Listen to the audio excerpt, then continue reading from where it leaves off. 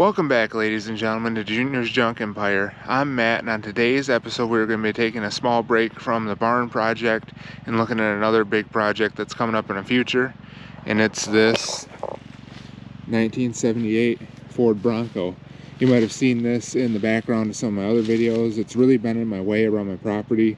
I need to get it running and driving so I can continue to do work around my property and move this around. So stay tuned and see what we get done with it here in this episode. So this is what we got here. It's a 1978, I think. It's the door tag says 78, but I can't see what month, so I didn't know when they switched from 78 to 79 model year.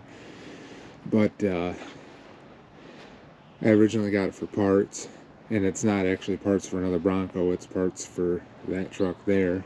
I needed the front axle to do a straight axle swap, and then my rear diff decided to disintegrate, so I figured I'll take this 9-inch out, rebuild it, and put it under there. They're the exact same thing, you know, they bolt up the exact same way. They're just, this is a little bit older, and it's actually better gearing. I'm going from 308s to 355s, so this is actually probably destined to just be a parts rig for somebody.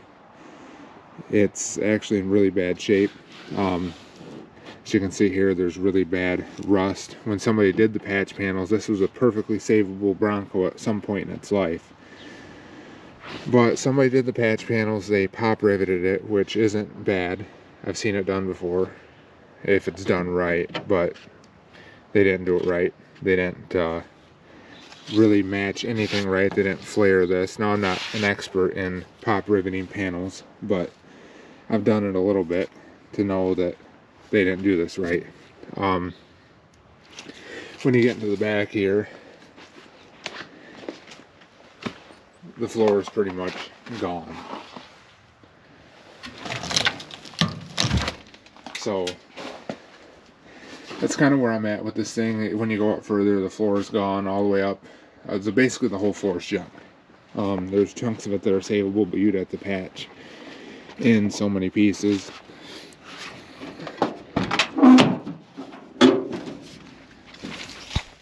Up here, they're gone. Really nice seats though. If some of them weren't chewed by a squirrel, I'd say that these seats are savable, but sadly they're not. The dash is in really good shape, so that's where it'll make a nice parts vehicle for somebody. The dash isn't cracked, so I'm sure somebody would like that. You know, there are savable things. Like I seen somebody a couple weeks ago had a dented roof and they didn't know what to do. Like this roof, you could chop it off and weld it in another vehicle. The top's good, except for somebody spray painted it with bed liner. The desirable things for me in this were the axles and everything to swap over to that truck. So why am I trying to revive it? Well, I need to get in my shed here, and it's in the way. So what we have under the hood is a 460 out of a 76 Lincoln, and I don't know when it was put in here. I don't know what was original to it. I could probably run the VIN number and find it. It does in fact run, or at least it ran about a year ago. It doesn't want to stay running though, so I'm taking carb issues and fuel pump issue. I'm not going to go get a new carb for this. I'm just going to repair the motorcraft that's on it. I'm still trying to decipher what exactly that is. I think it's a 4350 or something like that. I don't know. And then this has true duals on it. This side has no flow whatsoever coming out of it. So I'm guessing a squirrel built a nest in it. So we're going to figure that out. I was going to unbolt it from the manifold, but it's all welded and it's actually done really nice. So I'd hate to cut it, but it's probably going to get cut. But yeah, so that's first things first. We're going to take and we're going to pull the carb off of this and get it inside, see what exactly it is, so we know what kit to order.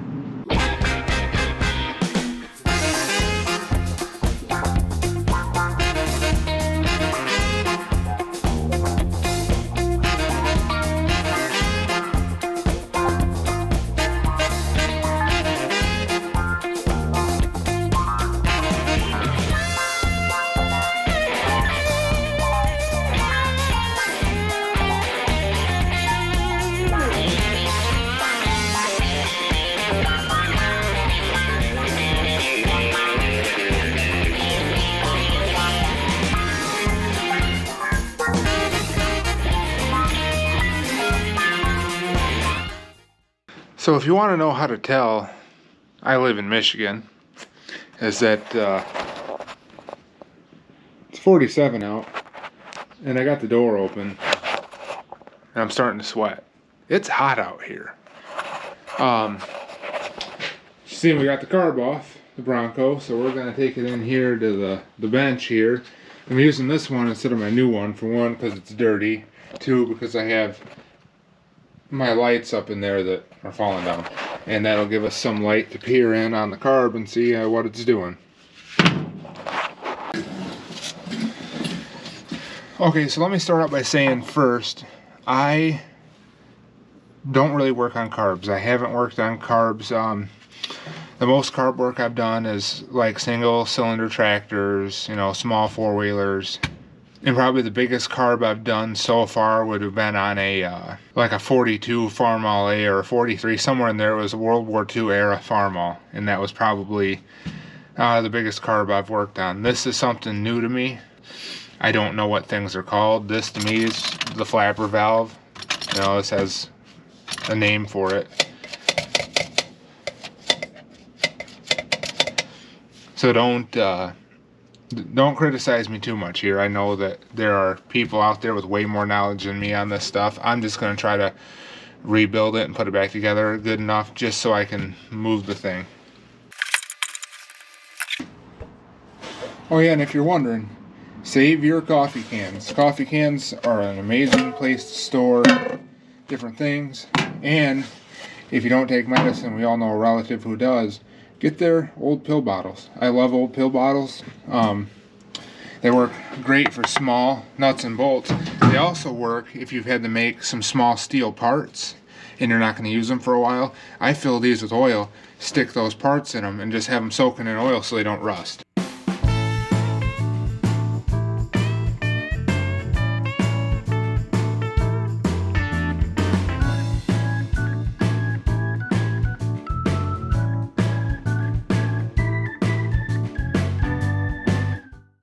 Well, I tore the gasket, but if you want to see why this didn't run, bet the whole carb looks about like that.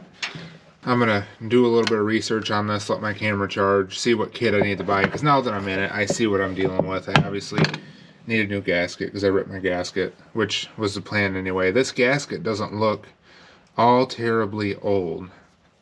When I say that, I mean like, it doesn't look 45 years old. It looks more like 10 or 20. So somebody's been in here. I do know this Bronco was last on the road in 2006.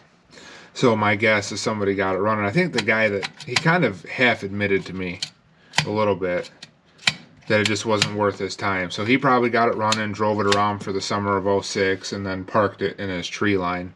Tried to sell it to me as a, he tried to sell it to me just for the motor, and I didn't need the motor. But he's like, oh, it's a 70, 460. It's got the dove heads on it. And I didn't buy it for that anyway, but I got it home, and I found it was not the dove heads. It was the D6VE heads, which aren't really as desirable. But being that this is a 460, it's still pretty desirable in itself. So let me take a look at what this is, and we'll be back with a update or a rebuild kit. Okay, so I'll let you guys know where we're at. So on Saturday, I ordered the rebuild kit for the carburetor. I tore it apart, and that's where we're at now. It is Wednesday. I'm like, cool, the kit should be here. I checked on it yesterday. It was in Detroit. I'm like, all right, that means it should be here today. Well, checked it again. It's back in New Jersey. So I don't know when the kit will get here, but I'll show you what I got. I got some of this Chem Dip carburetor cleaner. That carburetor is in really bad shape. So what I'm going to do is I'm going to soak it in this stuff. We'll go out there tomorrow. It's getting late now. It's 7:30. I got to work tonight, so we won't do it tonight. But tomorrow, a few seconds for you guys, we're going to go out there and we're going to take and completely disassemble that carb. And we're going to throw it into here and let it soak while I wait for the kit, because that means tomorrow. So it should be here Friday, I'd hope, unless it gets sent back again. I don't know what's happening to it.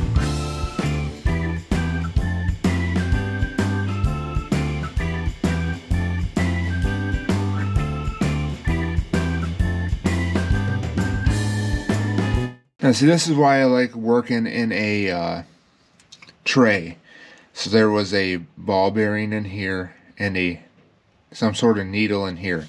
Well, the ball bearing fell out when I separated it. The tray caught it. So I can take that and put it in my pill bottle. And the needle, whatever this is, also fell out. And I just put it back in there to make sure that that's what it was. But it was also in the pan instead of on my floor where I would never find it again.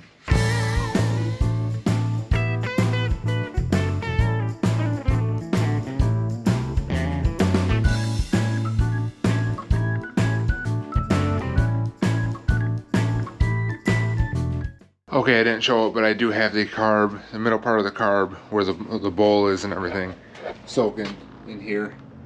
You can't see it, but it is down in there. I could not fit it into the chem dip bucket. So, I'm going to have to keep that in mind, that is not Coca-Cola, that is chem dip, although Coca-Cola would have probably worked. Yeah, we're going to get on to the other assemblies here.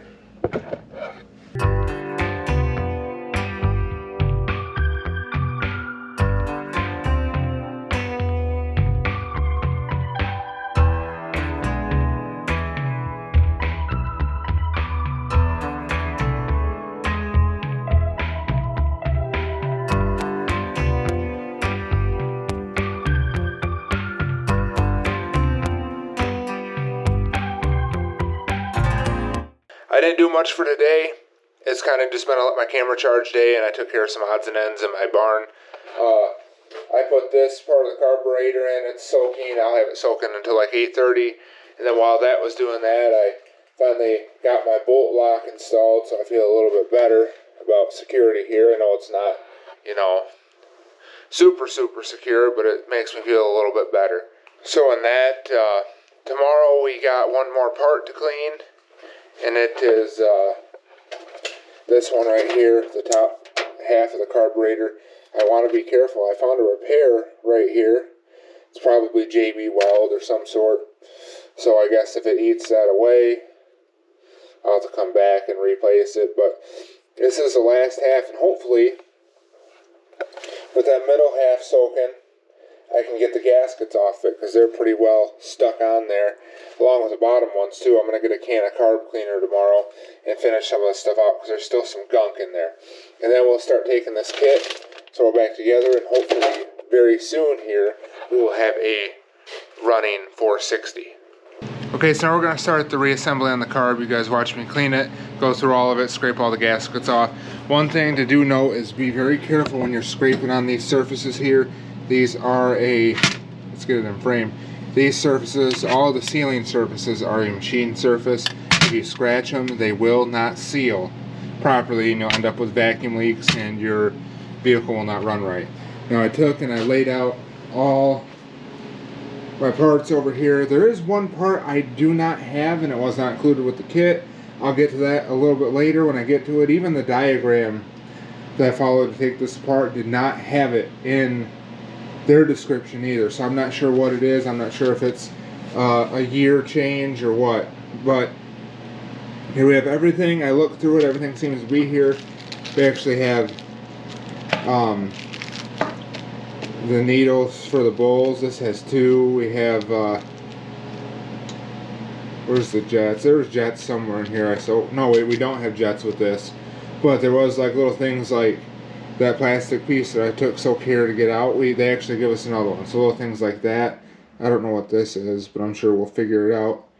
And then I did save the gaskets, but this does come with new metal gaskets as well. So I would recommend taking your kit apart before you do your disassembly, so you know what you can keep and what you can get rid of.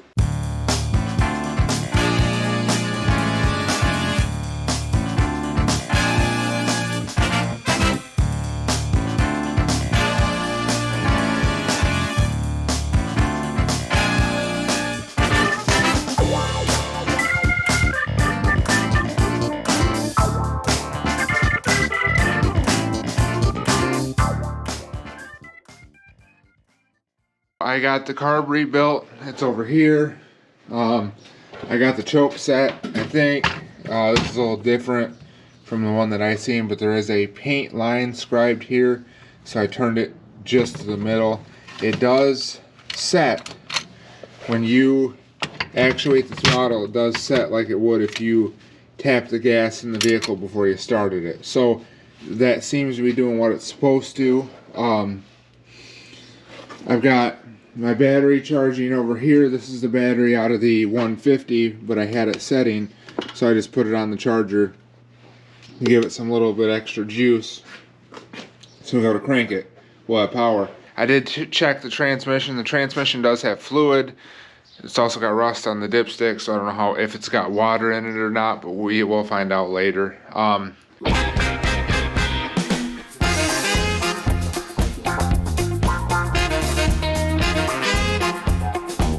I noticed as a tint to it, I am using 2-stroke gas to kind of help with the lubrication a little bit. Obviously this motor is sat, nothing's been lubricated in a while, so this will help the cylinders a little bit.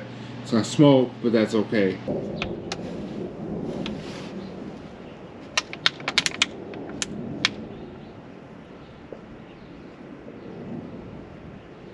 Hello? Hey. Thin mints.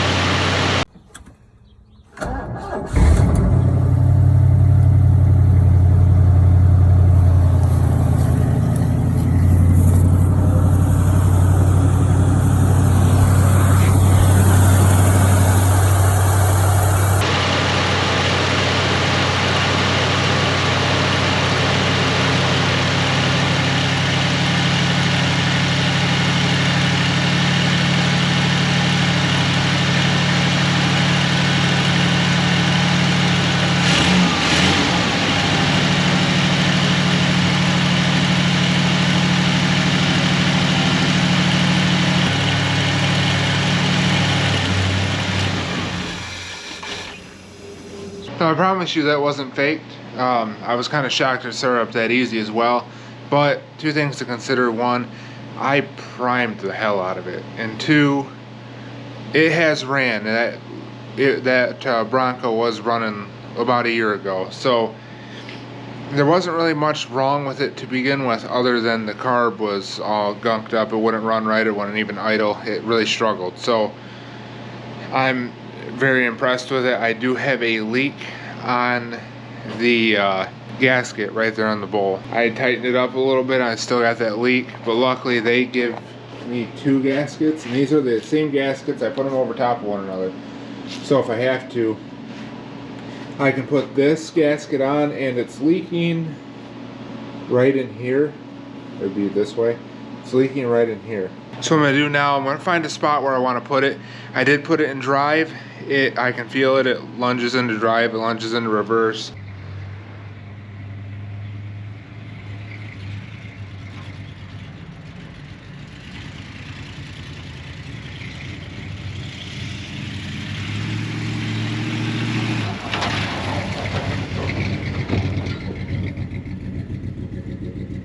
Okay guys, this is where my summertime project area will be. This will be kind of like my secondary projects.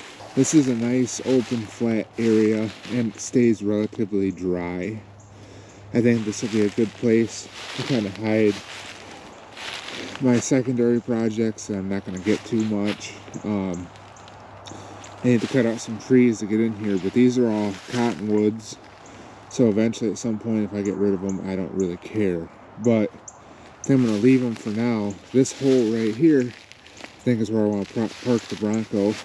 I'm going to have to come through here and cut out these trees, but I have a lot of room here to work. Now it's not completely flat. There's a couple of small hills and stuff, but for the most part, it's a pretty nice area. And that there's a ditch right there that separates my property into 2 halves. That's my lane going back. it'll be a nice way to separate everything off from the rest of my stuff. So if I have other vehicles I need to park, they can just come back here.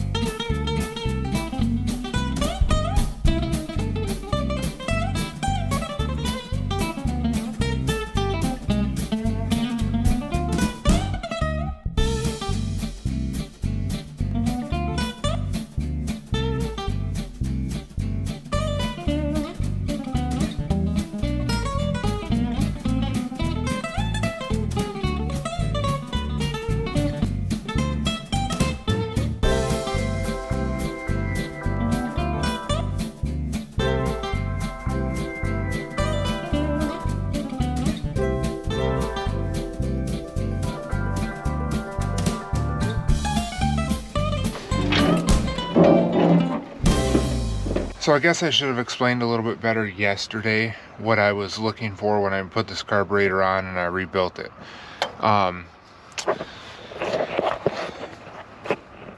The carb was full of junk, really bad, and the needles were gummed up. This thing wasn't running right. It wasn't running on all cylinders, and the accelerator pump wasn't working. Now, I don't know why it wasn't working when I pulled it apart. Nothing was disintegrated, so it should have worked. So I'm guessing that the ports or whatever it is for the fuel to flow through were plugged up with junk. Now, there was a lot of varnish in the bottom of this carb, and I never fully got it out. It still stumbles. Right now, it still stumbles under acceleration. It acts really funny. Now, I know that they say auto lights don't rebuild well, so that might be the issue. If I decide to keep this, I'll probably get a Holly or an Eldebrock to put on it. But to move it around my yard, this is going to be fine.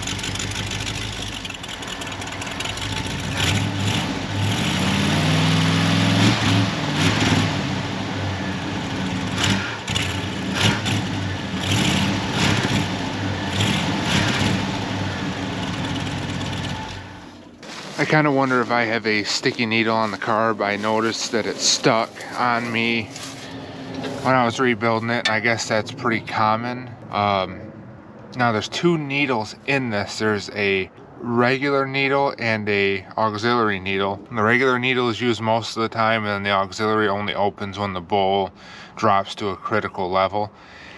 And I think it's only filling off of that auxiliary, so it's only going to fill the bowl, the bottom half of the bowl. So I'm going to tap on the carburetor, see if I can get that. Also, I ran it out of fuel. I poured some 2-stroke in it. This jug was half full yesterday, and I only started it, moved it back here, and then parked it, and I burnt about a half a gallon of gas.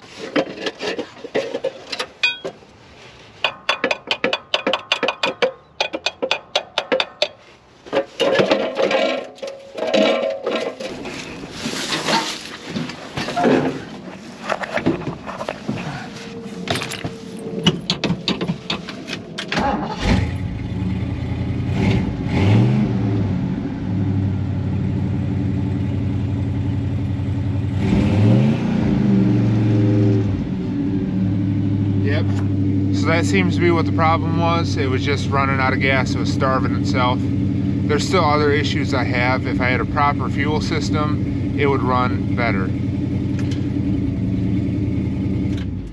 So what are my plans with this? Well, my plans have obviously changed a tad. So originally I bought this for like 500 bucks. The guy's like, it's junk, you know, it's good for parts, which he's right. It's good for parts.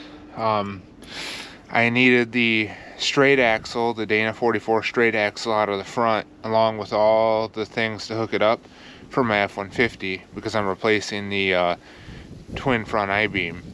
While all that was going on, the rear differential in my F-150 disintegrated. The pinion bearing went.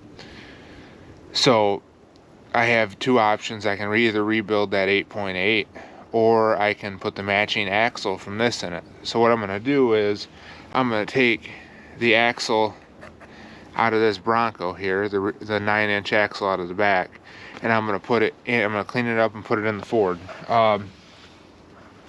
This Bronco shows 88,000 miles. It could be 188, but judging by the seat wear and the pedal wear, I'd say 88, unless they change stuff out.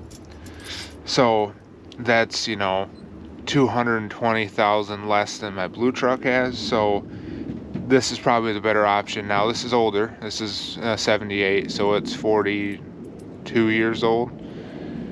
I know I could have seals fail and different things like that, but I'm going to put this in for now and make that a roller. And then I'm going to come back here for this Bronco and pull the interior out of it, pull the carpet out of it, and see what shape the floors are in. If the floors are too bad, I'll part this out. If they're not too bad, I'm not going to do a period correct restoration, but I think I'm going to swap Super Duty axles under this, strengthen up the cab so that the floors are strong, the rockers are strong, you know, close to what factory was, and then just drive this thing around, you know, get a cheap grill for it. I don't care if it's dented or whatever, just get a grill for it, throw it in, get a bumper, throw it on, and drive it around, have a little bit of fun with it, you know. The motor seems strong. It needs a tune-up, but it seems everything seems to run good. So that'll probably do it for this episode, guys. If you want to see this Bronco again, let me know. We'll probably be doing more work to it, but that's why it got put back here, is it's one of my auxiliary projects.